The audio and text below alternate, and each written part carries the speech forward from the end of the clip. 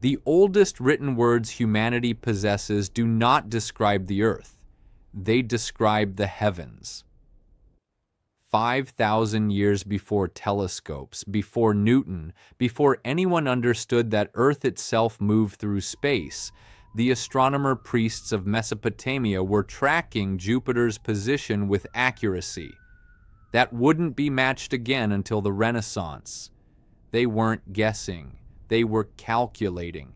And at the center of their celestial system was a concept so important it became inseparable from divine authority itself. A crossing point in the sky they called Nibiru. Today, that word has become synonymous with apocalypse, with alien visitors, with a rogue planet hurtling toward Earth on a collision course with destiny. But the clay tablets that contain the actual word tell a different story, not of invasion, but of order, not of destruction, but of cosmic governance. The question is not whether Nibiru exists. Records confirm it did, at least as an idea that shaped empires. The question is, what was it really? Tonight we trace Nibiru from its earliest appearances in Sumerian god lists to its transformation into the throne of Babylon's supreme deity. We'll examine the astronomical diaries that documented celestial crossings, the temple rituals that depended on them, and the political revolutions that changed what Nibiru meant.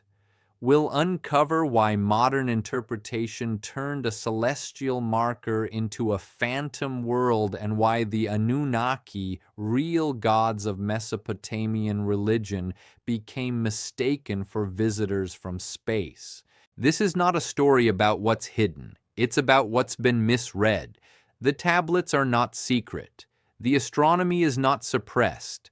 But somewhere between translation and retelling, a symbolic crossing point became a literal planet and deities of law became aliens of gold. The truth is stranger than the conspiracy because the truth reveals something profound about humanity itself. Before we descend into the archives, kindle that like button and tell us in the comments where you are listening from and what time it is there. As always, the visuals are here to add context, but they aren't necessary to follow along. You can close your eyes, let the words carry you, and drift into the deep past. Thank you for always having our back. Now let us begin. The story begins not with a discovery, but with a mistranslation, one that would echo across decades and reshape how millions of people understood ancient history. In 1976, a man with no formal training in ancient languages published a book claiming he had decoded the true meaning of Sumerian texts. His name was Zechariah Sitchin, and his interpretation of one specific word, Nibiru, would ignite a modern mythology more powerful than the ancient one it claimed to reveal. But long before Sitchin, long before the word Nibiru appeared in any modern language, Mesopotamian scribes carved it into wet clay beneath oil lamps in temple complexes that doubled as observatories. What they meant by it and what it became are two entirely different things. To understand where the story went wrong, we must first go back to where it began. Not in theory, but in stone, in text, and in sky. The word appears 43 times across Babylonian astronomical texts spanning more than 8 centuries. Nibiru, not as a legend, not as prophecy, as a technical term precise and repeating, used by scribes to mark celestial events the way we use coordinates today. Yet nowhere in those 43 references is it ever described as a world beyond the known planets. It is described as old function, a crossing, a marker, a station in the sky where something significant happened. This is the first fracture in the modern story. The Anunnaki appear even earlier. Their name is written into god lists from the city of Farah around 4,600 years ago, where they are grouped not as travelers but as judicial deities, gods who presided over law, fate, and the structure of existence itself. In Sumerian hymns, they do not descend from the heavens in vehicles. They dwell in the Abzu, the subterranean freshwater realm beneath the earth, and in temples built by human hands. They are invoked in court proceedings. They witness oaths. They are in every sense gods of order. So if Nibiru was not a hidden planet, and the Anunnaki were not astronauts, why did these concepts matter so deeply to the people who created them? The answer lies not in conspiracy, but in survival. For the farmers of ancient Mesopotamia, the sky was not decoration. It was a clock, a calendar, and a warning system. The flooding of the Tigris and Euphrates, unpredictable, often catastrophic, determined whether a city would feast or starve. Priests who could predict when floods would come, when to plant, when to harvest, held power that rivaled kings. And they did this by watching the heavens. Celestial observation wasn't mysticism, it was governance. The movements of Venus told them when the year turned. The rising of certain stars announced the flood season. The position of Jupiter, steady, predictable, dominant, became associated with kingship itself. To control the calendar was to control the state. To know the sky was to speak for the gods. And the gods had to live somewhere. This is where Nibiru enters, not as a place, but as an organizing principle. In the Enuma Elish, Babylon's creation epic, the god Marduk defeats the chaos dragon Tiamat and establishes cosmic order. Afterward, he is given a title. Nibiru, not a home, a role. He becomes the one who holds the crossing of the heavens, the regulator of celestial paths, the god whose station allows all other stars and planets to move in their proper courses. Nibiru, in this sense, was the fulcrum of order itself. But here is the deeper mystery. As Babylon's political power grew, Nibiru's identity began to shift. Early texts describe it ambiguously. Sometimes a star, sometimes a title, sometimes a divine function. Later tablets increasingly associate it with Mulu Baba, the planet we call Jupiter, not because the ancients discovered a new world, but because the symbolism demanded it. Jupiter, massive and slow-moving, visible for months at a time, embodied permanence. It was the perfect celestial vessel for a god who represented stability, law, and kingship. This was not astronomy corrupted by religion. It was religion and astronomy fused, each reinforcing the other. The priests were not lying. They were building a cosmos that made sense, where the movements above mirrored the power structures below. And it worked. Babylonian astronomers could predict lunar eclipses centuries in advance.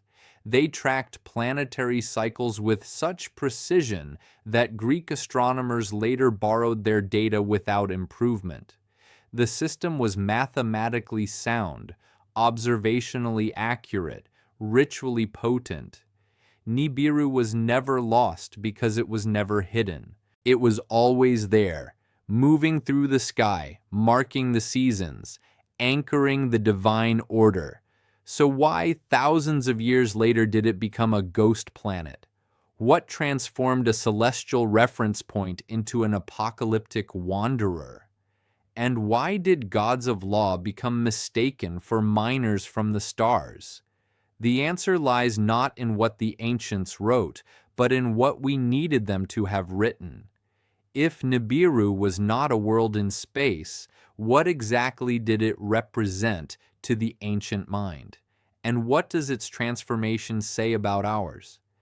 In the oldest surviving law code carved into stone by King Uramu around 4,100 years ago, the Anunnaki are not described as creators. They are described as witnesses. The text opens with a declaration.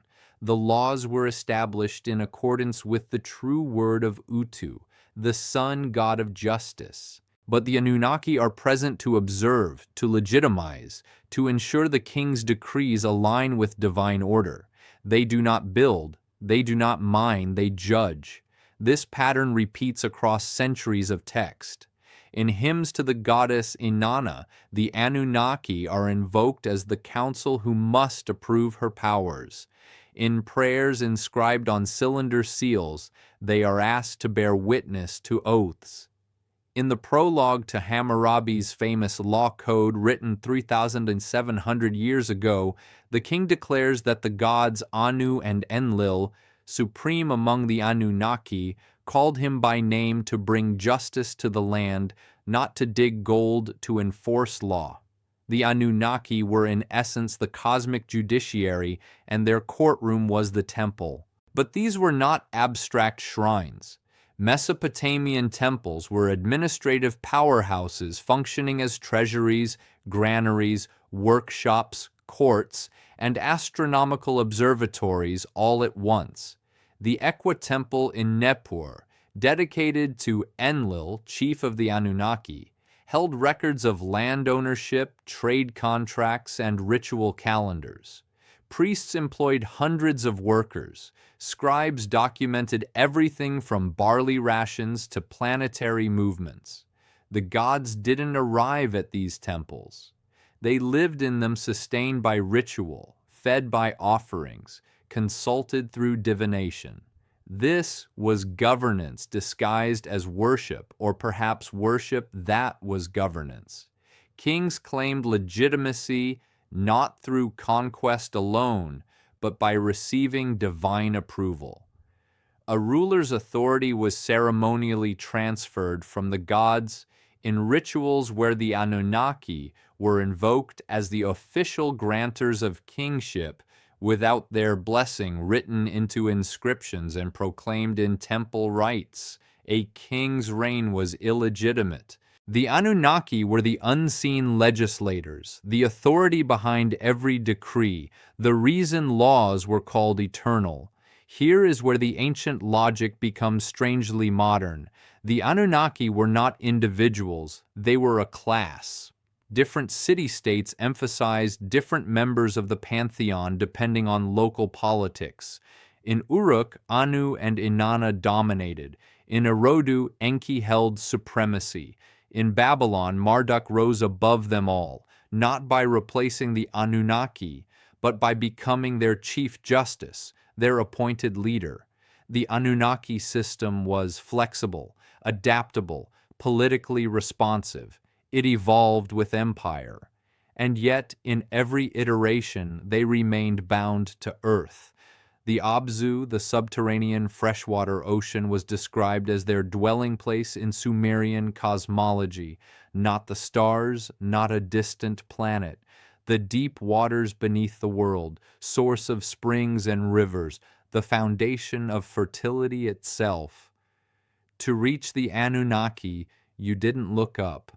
You dug down, or you entered a temple where heaven and earth were architecturally merged. So where does the confusion begin? In part, it stems from a single Adian phrase, Shah Shem Aratim of heaven and earth. The Anunnaki were called this because they governed the totality of existence, both realms, the cosmic and the terrestrial. It was a title of authority, not a flight path.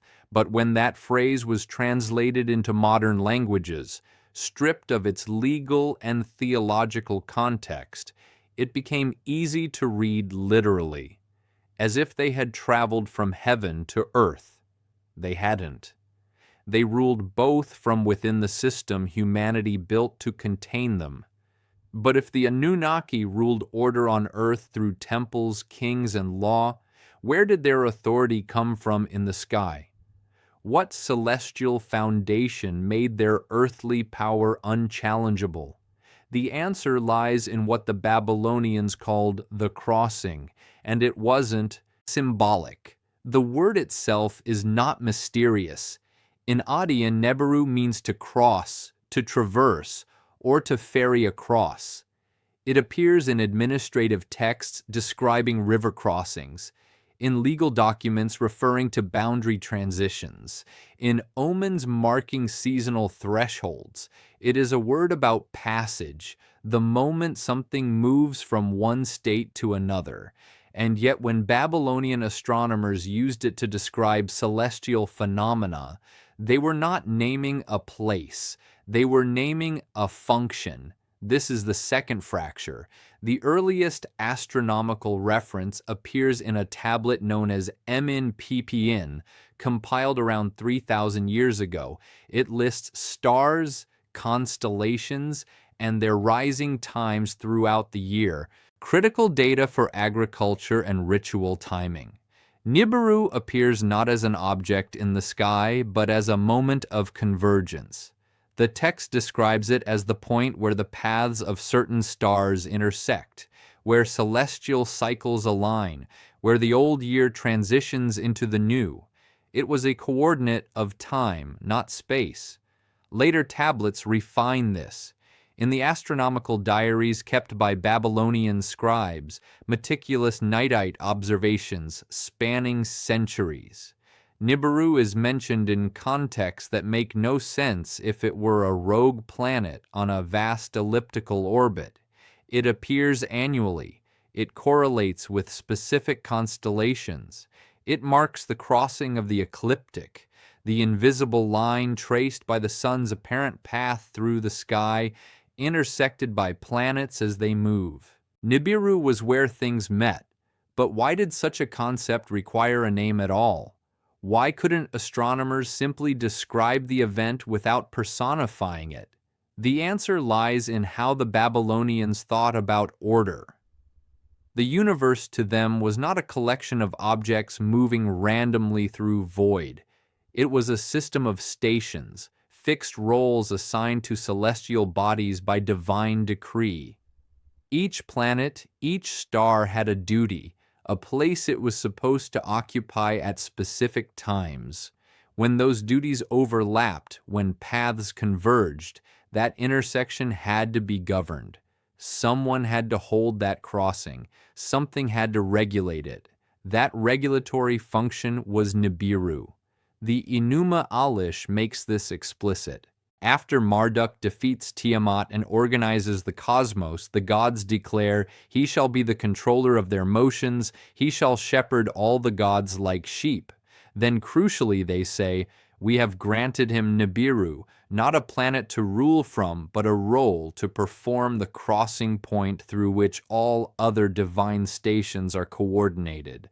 This is the Babylonian genius. They didn't separate astronomy from theology.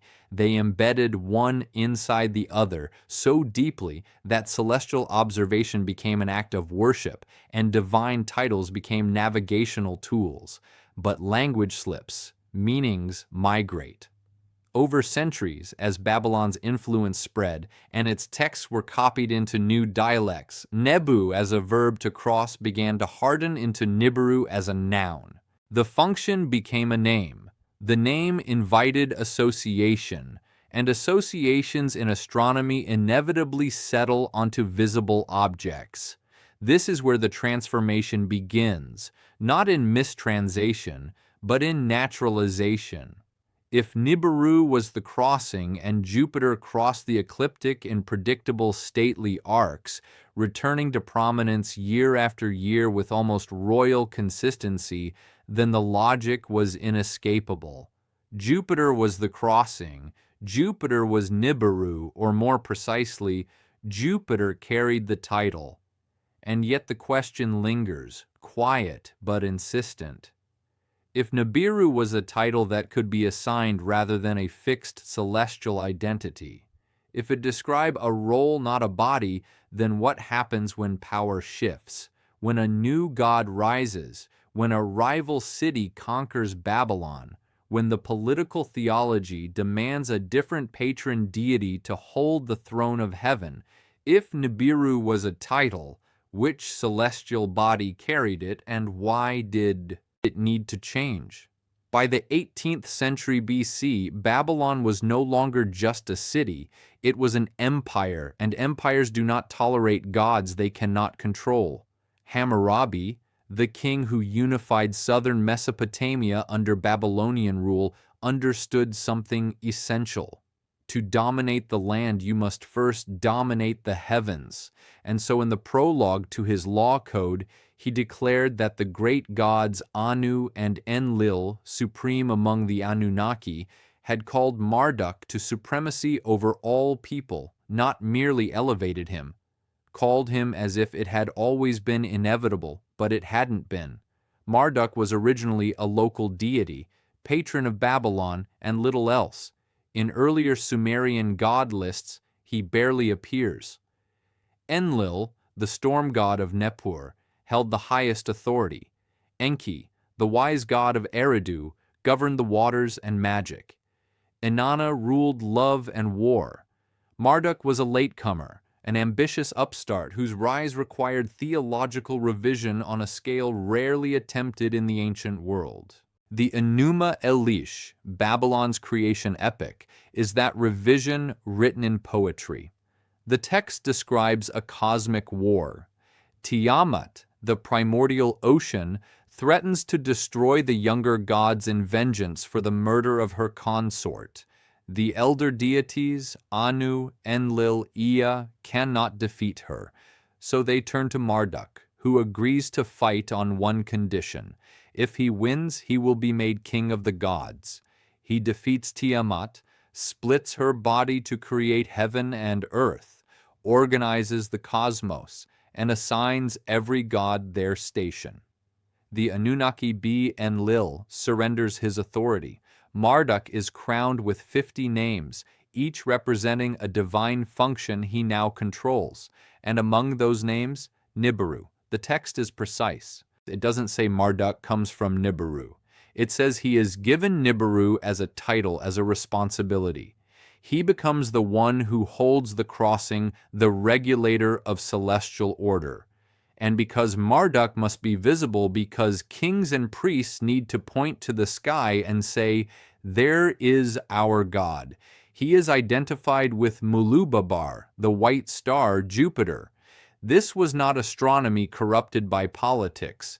This was politics becoming astronomy. Jupiter made sense.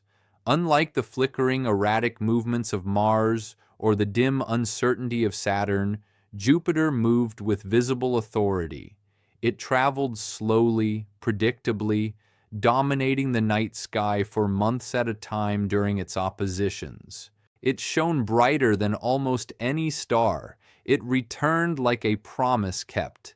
It was the perfect symbol for a god of order, for a king of kings, for a city claiming to rule the world.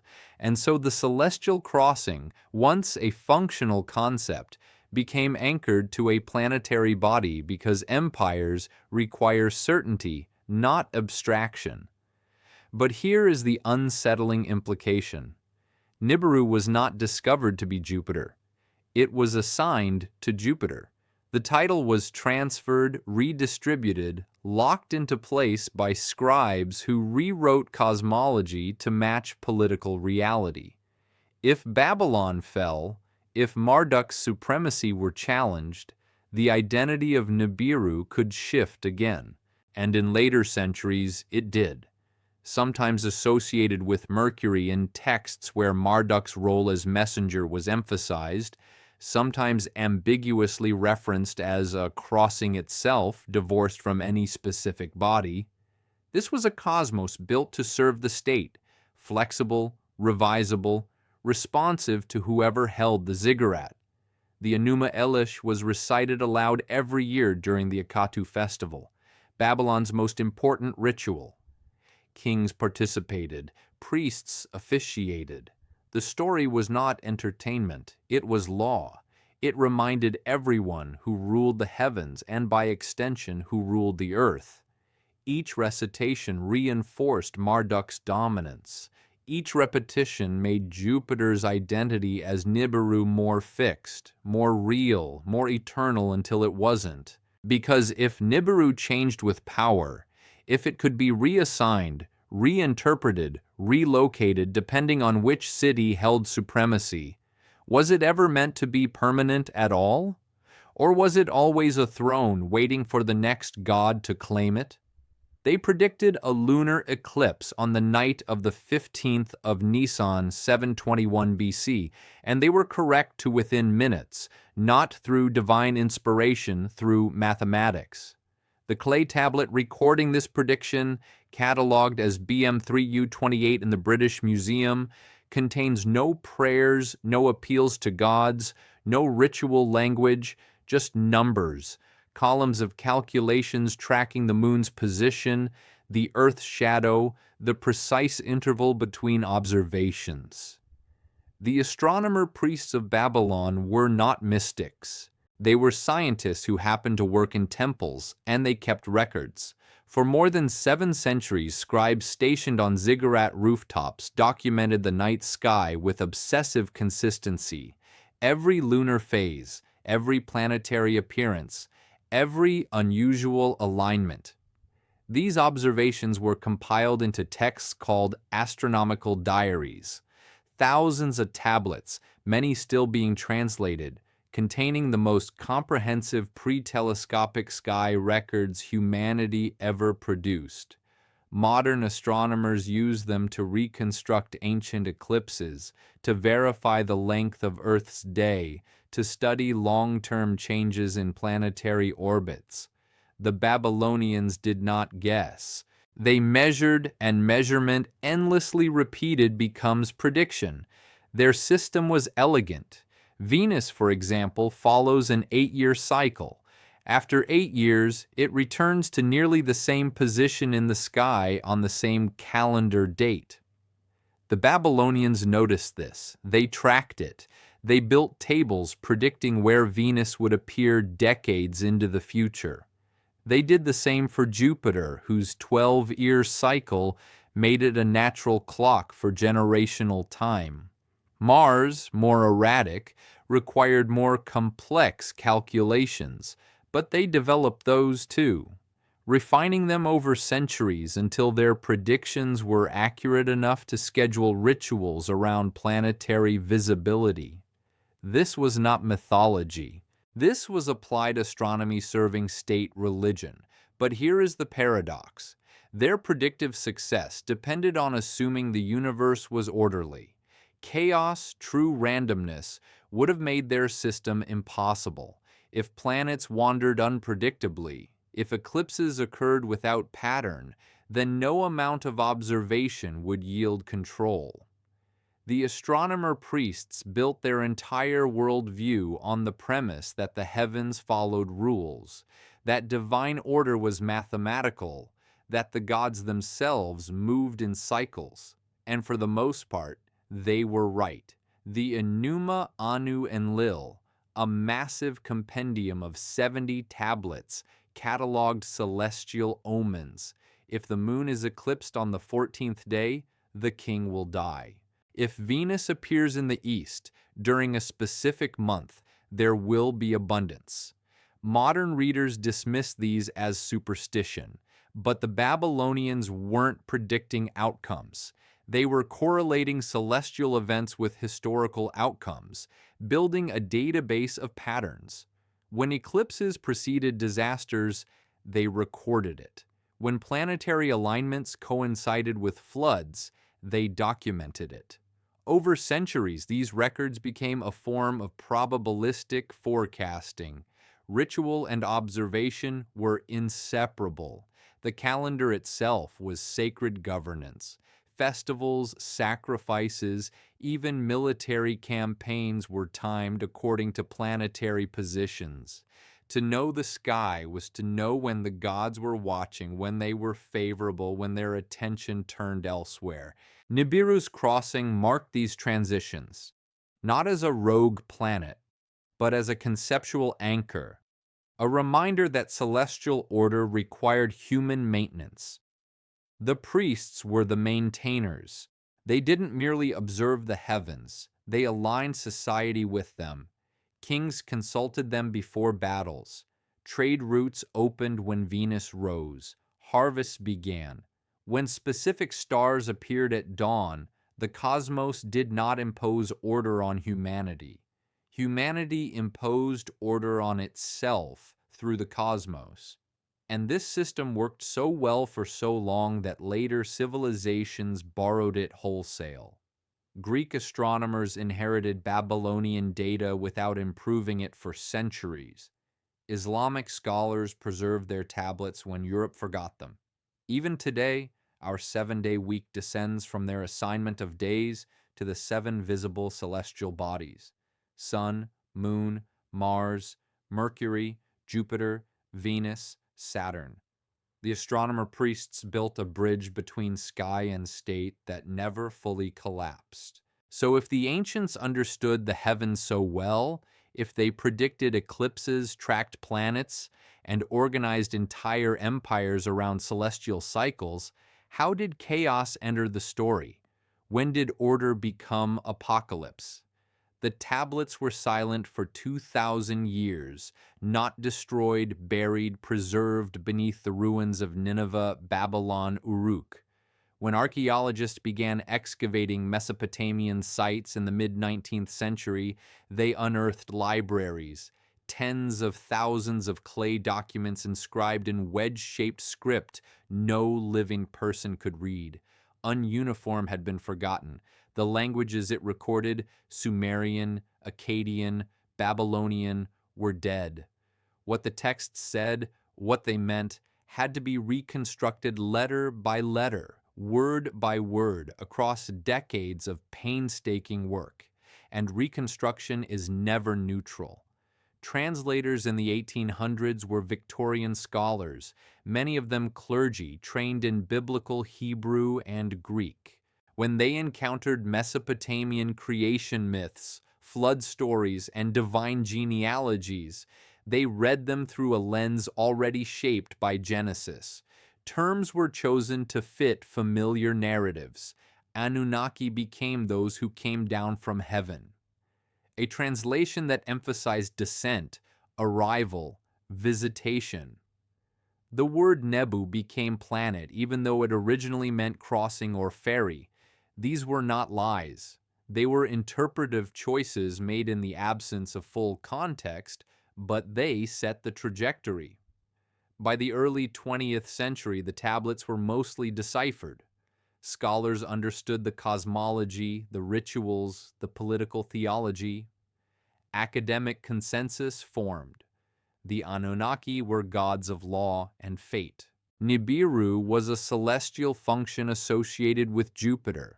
The texts were symbolic, poetic, designed to legitimize kingship and structure society. The mystery, for most historians, was solved. But the public never accepted that solution. Something about the cold precision of academic translation felt insufficient. These were texts describing gods who shaped mountains, who assigned stars their paths, who created humanity with their own hands. To reduce them to metaphor, to political allegory, felt like a loss, a diminishment of something grand. And into that dissatisfaction stepped Zecharia Sitchin. Born in 1920, trained in economics and journalism, Sitchin was not an archaeologist. He was a researcher self-taught in Sumerian who approached the tablets with a question no academic was asking. What if these are historical records? What if the gods were real beings, not symbols? What if Nibiru was an actual planet and the Anunnaki were its inhabitants? In 1976, he published The 12th Planet, and the ancient words suddenly meant something entirely different. Sitchin's timing was perfect. The Cold War had made apocalypse thinkable. The space race had made other worlds tangible. UFO sightings were being reported across the globe. The idea that humanity might have been visited, engineered even by extraterrestrial beings, was no longer fringe.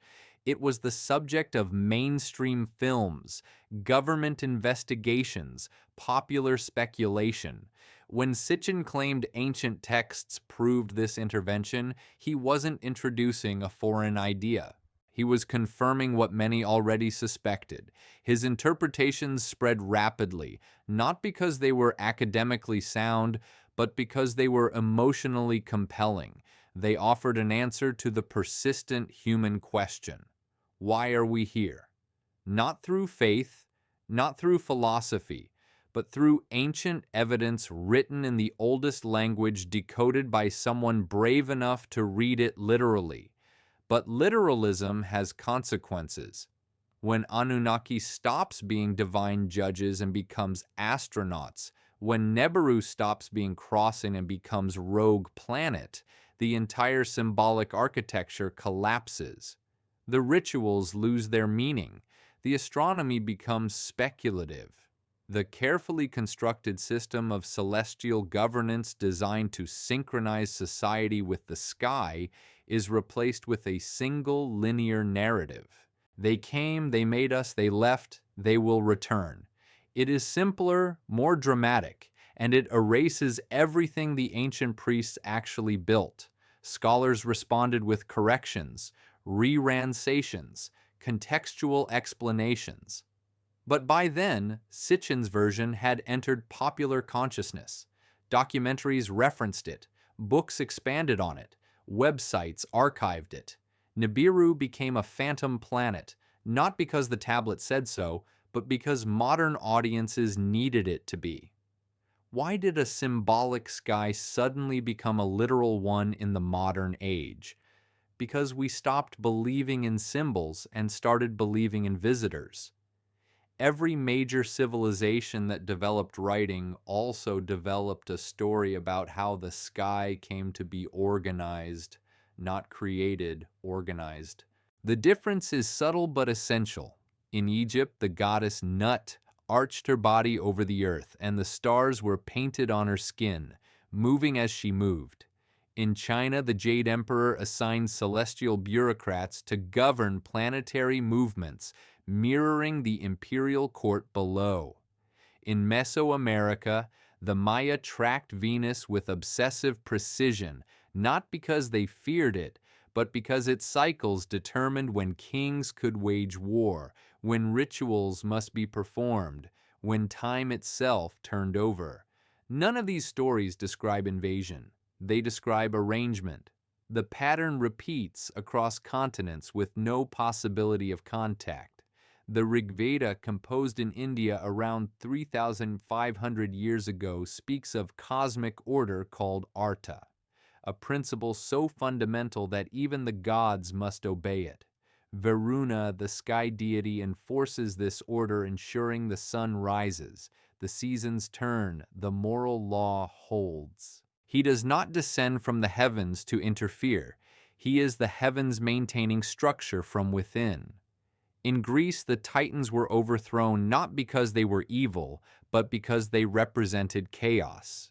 Zeus and the Olympians imposed cosmos, the Greek word for order, onto a universe that had been formless. The gods didn't arrive to fix humanity. They fixed the structure of existence itself, and humanity inherited the benefits. Even in the Americas, where Mesopotamian influence is impossible, the same logic appears. The Inca revered Ini, the sun, not as a visitor, but as the supreme organizer of time and agriculture. The Hopi spoke of sky spirits who maintained balance between worlds. Australian Aboriginal cosmology describes the dream time when ancestral beings established the rules by which the stars, land, and seasons would forever operate. What unites these myths is not a shared memory of contact. It is a shared need for cosmic reliability. Humans are pattern seekers. Survival depends on it. If winter arrives unpredictably, crops fail. If floods come without warning, cities drown. If the stars wander chaotically, navigation becomes impossible. Early civilizations had to trust that the universe followed rules, and so they invented gods whose job was to enforce those rules. These were not alien overseers. They were personified guarantees that tomorrow would resemble today, that time was cyclical, that disorder could be resisted. And where did humanity place these guarantors? In the one place that seemed eternal, unchanging, untouchable, the sky. The sky was the ultimate reference frame. It returned. It repeated. It could be counted on in ways the earth could not. Mountains eroded, rivers shifted, kingdoms fell. But the stars came back night after night in the same patterns at the same times for as long as anyone could remember. To place the gods there was not to claim they came from there. It was to say, these forces are as reliable as the heavens themselves. This is why invasion narratives are absent. Invasion implies disruption, unpredictability, a break in the natural order. But the gods of sky mythology are the opposite. They are the prevention of disruption. They don't arrive, they maintain. Their stories are not about descent, but about establishment. Not about interference, but about structure. Even the flood myths, often cited as evidence of catastrophic extraterrestrial intervention, follow this pattern. In the Mesopotamian atrahasis, the flood is sent not by aliens but by gods annoyed with human noise. In the biblical Genesis, it's divine punishment for moral corruption. In both cases, the story ends with a covenant, a promise of renewed order. The floods are not invasions. They are resets, attempts to restore balance when humanity disrupts. The gods do not need to descend because they were never absent. They were the architecture. Yet the question remains haunting and unanswered. If the gods never came from the stars, why did humanity always place them there? What is it about the sky that made us put our guarantees so far, out of reach? The ziggurat at U was not built to reach the heavens. It was built to become them. Each level of the massive stepped pyramid corresponded to a celestial sphere. Earth at the base, the realm of the moon above it. Higher still, the zones of planets and stars, and at the summit, the dwelling place of the god Nana, lunar deity and divine judge. To climb the ziggurat was to ascend through the cosmos itself. The temple at the top was not a landing pad. It was the point where earth and sky were architecturally fused. This was not metaphor. This was engineering. Temples across Mesopotamia followed the same principle. The Asagula in Babylon, dedicated to Marduk, was described in ritual texts as the bond of heaven and earth, a structure whose proportions mirrored celestial measurements. The inner sanctum held a statue of the god fed daily, with offerings dressed in robes consulted through divination. The god lived there not symbolically, but functionally. The temple was the body, the ritual was the breath, and the priests were the nervous system transmitting commands from divine mind to human society. The Anunnaki did not descend into these temples. They were instantiated in them, made real through architecture, sustained through practice, empowered through belief. But the system extended beyond stone.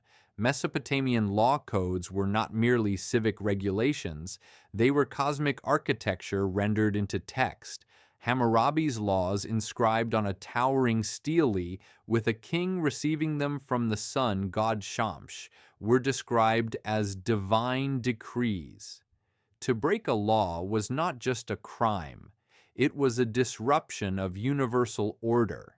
The punishment, therefore, was restorative, intended to realign the offender with the structure the Anunnaki had established. Justice was not human invention. It was the translation of celestial mechanics into social code. Even the night sky became a sacred map. Literally, Babylonian star catalogues divided the heavens into three zones called the ways. The way of Anu in the north, the way of Enlil in the center, and the way of E in the south. Each zone was governed by a member of the divine council. Constellations weren't random groupings of stars, they were the states of gods marked and defended. To observe the sky was to read a political map of divine territory, constantly updated by the movements of planets who served as divine messengers crossing between realms. And Nibiru. Nibiru was the border crossing, the customs station, the administrative point where all paths met and were regulated. Not a place, but a jurisdictional function embedded in Jupiter's motion, yes, but meaningful only because the entire system agreed it was. This is the revelation. The Anunnaki's home was not a distant planet. It was the system itself. The interlocking network of temples, laws, calendars, rituals, and observations that constituted Mesopotamian civilization. They lived where belief sustained them, not in space, but in structure, not above humanity, but within the frameworks humanity built to make existence coherent. Remove the temples and the gods lose their bodies. Stop the rituals and they cease to breathe. Abandon the laws and their authority dissolves. The Anunnaki were not immortal because they were extraterrestrial. They were immortal because the system was self-perpetuating. As long as people enacted it, the gods endured, and they did endure for millennia. Long after Babylon fell, long after Cuneiform was forgotten, the logic survived. Medieval Islamic astronomers used Babylonian star tables. Renaissance Europeans inherited their zodiac.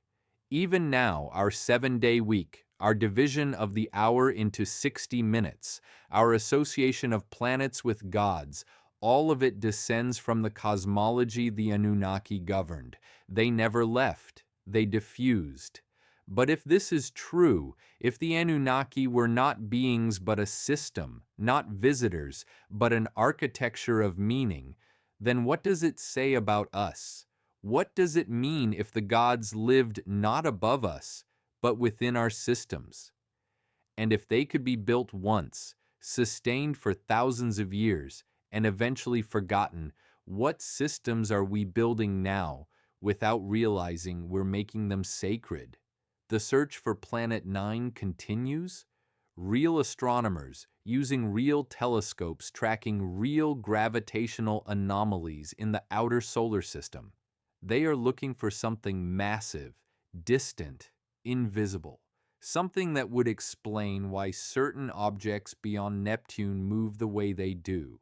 The math suggests it's there, the observations support it, and when they find it, if they find it, it will be named. But it will not be called Nibiru. That name is already taken, not by a planet, but by a need. Humanity has always required anchors, fixed points against which chaos can be measured, contained, made predictable.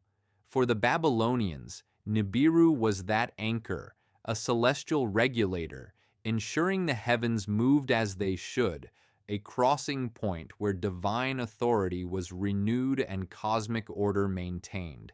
It did not need to be a physical world. It needed to be reliable, and for thousands of years it was. Then the system collapsed. The temples fell silent. The rituals stopped. The priests who once stood on ziggurats mapping the sky were gone, and with them the meaning of Nibiru dissolved. It became a word without context, a title without a holder, a function no longer performed. But the need remained. Modern audiences who search for Nibiru are not searching for a planet. They are searching for what the planet represents, an explanation for disorder. In an age of climate crisis, political fracture, technological acceleration, and existential uncertainty, the idea of a hidden celestial body returning on a vast cycle feels oddly comforting. It offers a framework, a timeline, a reason why everything feels unstable. If Nibiru is coming, then the chaos is not random. It is scheduled. And if it is scheduled, it can be prepared for, survived, understood. This is the same logic that made Nibiru powerful in ancient Babylon. Not fear of the heavens, but trust in their predictability.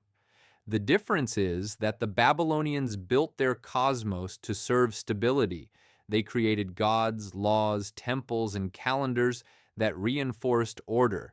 Nibiru was a crossing point within that system, a reminder that transitions happen, but cycles return. The modern version does the opposite. It transforms Nibiru into a source of destruction, an agent of collapse. The ancient anchor has become a modern wrecking ball. Why? Perhaps because we no longer believe in systems that endure. The structures we build, governments, economies, technologies feel temporary, breakable, prone to sudden collapse. We do not trust them to last. And so we project our fear of impermanence onto the cosmos, imagining that the universe itself is unstable, that something is coming to reset everything, that continuity is the illusion and catastrophe is the truth. But the tablets say otherwise. They describe a universe that bends toward order, not entropy. They show us a civilization that survived for millennia, not by fearing the sky, but by synchronizing with it. They remind us that Nibiru was never the destroyer, it was the stabilizer, and perhaps that is the final, quietest revelation. We do not fear Nibiru's return. We fear that nothing is coming, that there is no external force to impose order, no cosmic schedule to follow, no reset waiting beyond the edge of the solar system. We fear that the disorder is ours alone to manage, that the systems we live within are the only systems that are, and that their collapse or continuation depends entirely on us. The Anunnaki were never sky visitors because they were never needed to be. Humanity placed them in the heavens not to remember a contact event, but to externalize responsibility, to say the order we follow is not ours. It is eternal. It is beyond us. It was a way of making human systems feel inevitable, but they were not inevitable. They were built, sustained, and eventually abandoned. If Nibiru was never a planet, but an idea, what ideas guide us now? What crossings do we mark? What cycles do we trust? What systems have we made sacred without realizing it? And when they too become words without context, will we search the sky for answers? Or will we finally look inward to the structures we are still building, still sustaining, still calling eternal? The heavens have not changed. We have. And perhaps that is what Nibiru was always meant to teach us. Not that the gods will return, but that we never stopped creating them. Rest now.